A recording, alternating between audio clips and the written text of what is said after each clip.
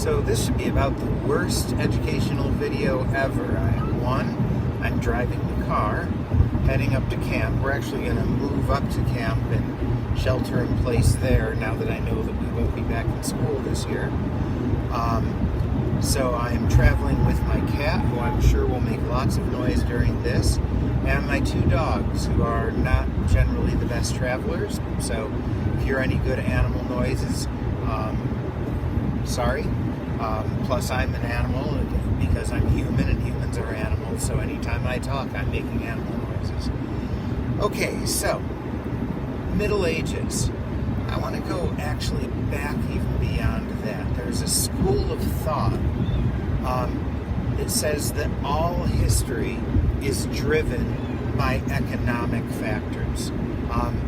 That our desire for money, wealth, food, jobs, accomplishing something, surrounding ourselves with, first of all, what we need to survive, and then what we need to enjoy our lives, that is the driving force behind human behavior.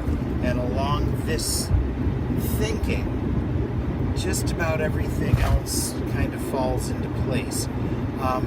Why were governments originally created? To protect property, really.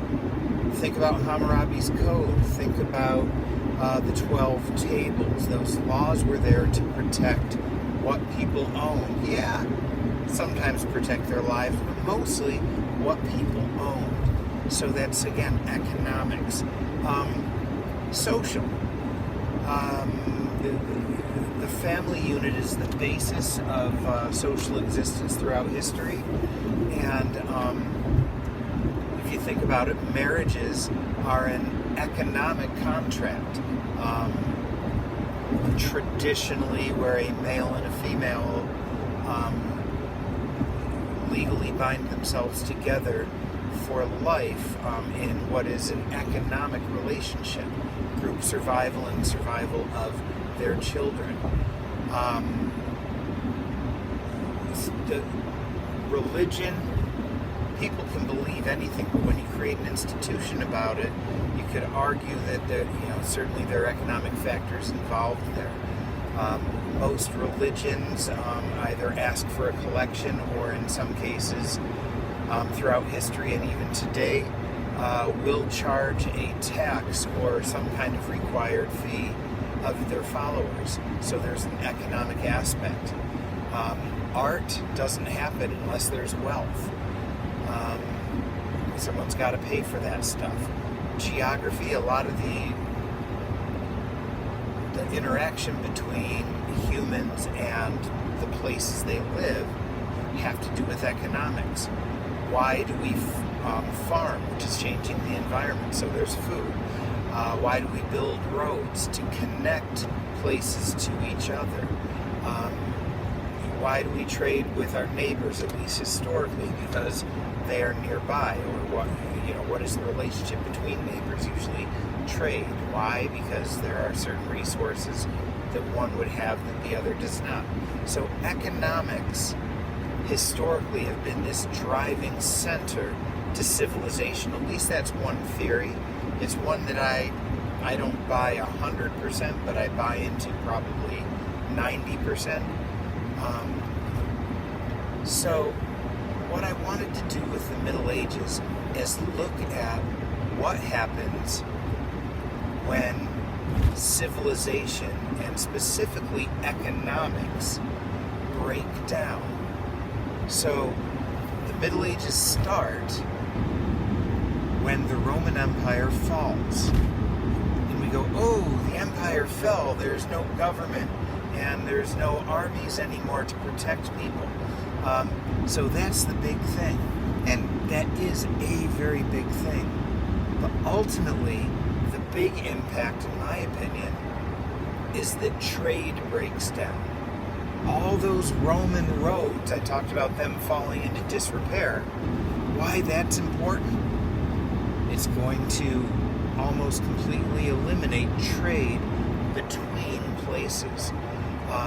You're going to see the trading will become dangerous because There are too many people who are just looking to survive, who are willing to steal in order to get food or get something to trade. And why can they steal? Yeah, I know there's no government, no policing. But also it's because there's not enough trade to support an economy where most people have enough. When Rome falls, almost everybody goes into a situation where they don't have enough. If you lived in a city when Rome fell, you got out because you're not going to have trade bringing food to your city anymore, bringing supplies to your city anymore. So if you stay in the city, I mean, you might be surrounded by nice stuff, but you might not have food. Plus, you are a target for thieves who are going to come and try to steal the nice stuff. So, there's this economic drive behind the events of the early Middle Ages, people leaving cities. Well, people who work in cities don't necessarily have a lot of skills for country living.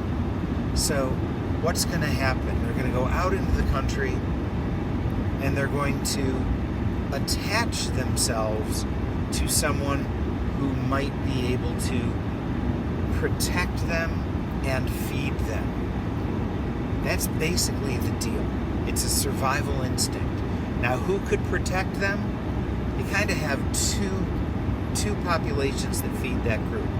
You either have the leaders of the invasions, so you've got Germanic kings, or military leaders, or princes, or whatever you want to call them, but the Germanic leaders who come into Western Europe, and they know how to lead people, and they know how to fight, and they know how to protect, and they might find some place that was abandoned by the Romans and get some people around them who want their protection in exchange for work. And the first job will be, well, 1, plant some fields, and 2, build some walls to protect themselves.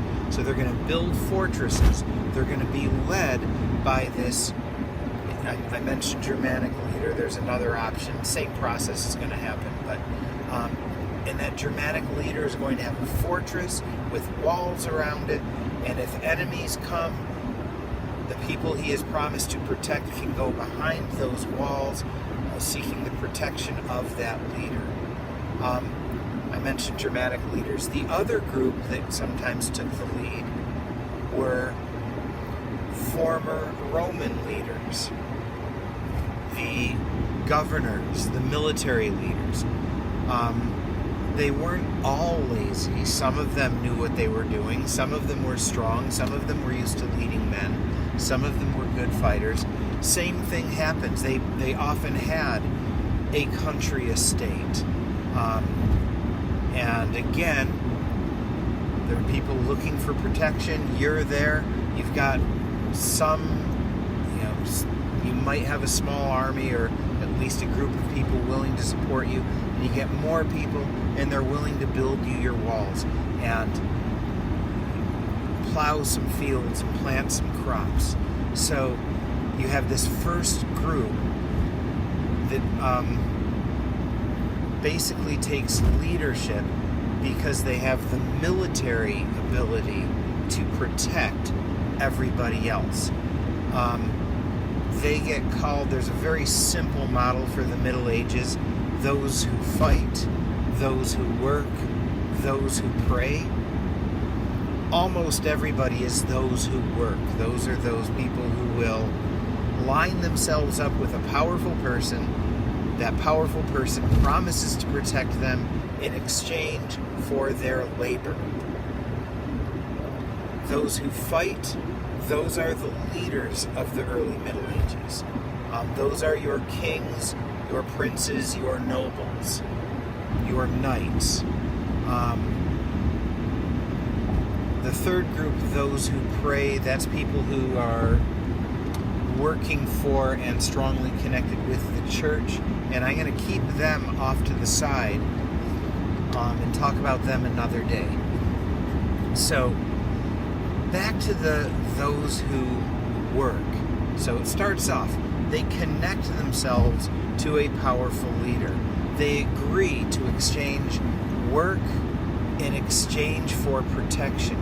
Now, this is going to sound a little strange, but they're also, it's not just protection they need food. And you might say, well, they're going to go farm. Why would they need food?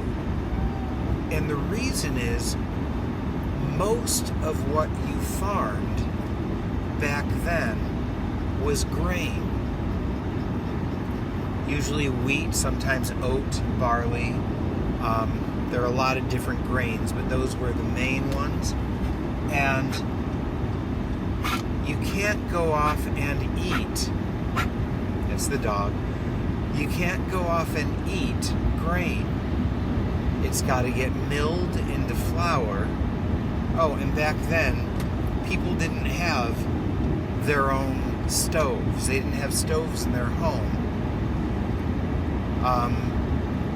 Flour was then baked by a baker. And every estate, that's the fortress, was going to have a small village that would have a few skilled craftsmen. They weren't nobles, but they had a little more status than the peasant farmers. Every community would have, for example, a blacksmith, because someone had to do something with metal. You would have a baker. Most people's main food source, their staple food source, was bread. Bread was what you ate almost every day. Meat was a rarity. Vegetables and fruit were only available in the harvest season. So what most people ate, most meals, most of the year, was bread. And someone had to make that bread. So that was the baker.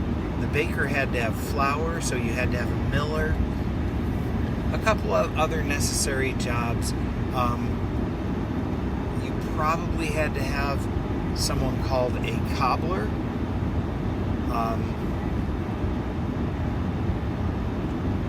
Who would make shoes, although most people didn't wear shoes, to be honest, in the Middle Ages. That was a luxury item, but the middle and upper class, which was small, would be willing to pay for shoes. You would have to have a barrel maker. You didn't have glass bottles. You didn't have a lot of containers. So someone had to make barrels because you had to be able to store water. You also had to be able to store beer. And if you were lucky enough to be somewhere that grew something that could be fermented into wine, you needed to have a way to store your wine. About beer and wine. Alcohol was very central to most early existences because water, in most cases, wasn't potable. You couldn't healthily drink it unless you boiled it. So one solution to that, ferment it. You made beer or you made wine, and that was your main drink source. It was probably pretty weak, and it probably, in most cases, did not taste very good, but you could drink it in small quantities and not get sick. So, in order to have that beer and that wine, you had to have barrels. Most people would have made their own beer. Wine was a little bit tougher, but probably a few people would have that knowledge to make wine, and that would just be one more item to trade in the Middle Ages. So you'd have a small village with a few skilled craftspeople. It would have a church. It would probably not have a school because education was not something that really happened in the Middle Ages. If you were a noble person, you might hire a tutor to teach your own children, but reading and writing and mathematics were unavailable to the peasant class. in almost every case. Okay, peasants, they make this pledge. I guess here's the thing I got a little sidetracked there. The relationship between the aristocracy, that's your nobles, anything from a knight up to the king, those folks had privilege and power. Yes, they had a duty to protect, but they had privileges and powers that regular folks did not have. Now, why did they get those privileges and powers? Because at the start of this whole system, in the first 100 years after the fall of Rome, as 95% of the population are scurrying around looking for someone to protect them, these more powerful people, they promise protection, and basically an oath is made between them. I will protect you, you will work for me.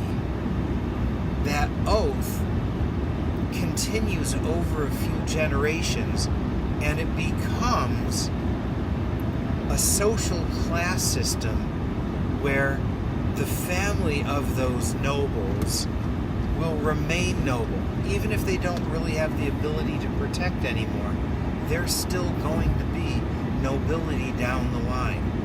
They still will have their pledge to protect, but they might not be quite as skilled at it. The good news for them, there's going to, as you get later in the Middle Ages, be less need to protect. Now, flip side, that peasant group, they've promised to work. That also becomes a legally binding contract. So not only are they agreeing that, like, I might agree, okay, I will work for this noble, and that becomes a contract for my life, but it also becomes a contract for my children and my grandchildren. So that relationship, which started as a mostly economic one, you protect me in exchange for my labor.